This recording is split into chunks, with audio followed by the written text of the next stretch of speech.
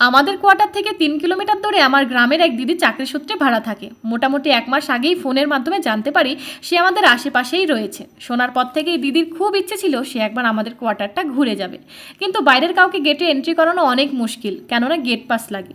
Gate pass বানাতে documents জোগাড় করতে প্রায় 1 মাস লেগে যায়। গেট পাসটা হাতে পাওয়ার পর গতকালকেই রবিবার পড়েছিল, তাই গতকালকেই দিদি এসেছিল আমার ঘরে।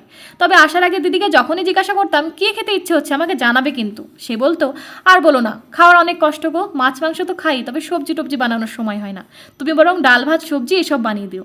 সেই কথা মাথায় রেখে আসার আগের দিন দিদিকে ফোন করি, দিদি তবে ডাল সবজি ভাজা এসবই বানাচ্ছি, কিন্তু ফট করে দিদি বলে না না, রবিবারের দিন আর সবজি টবজি খাচ্ছি না, তুমি একটু চিলি চিকেন বানিয়ে দিও।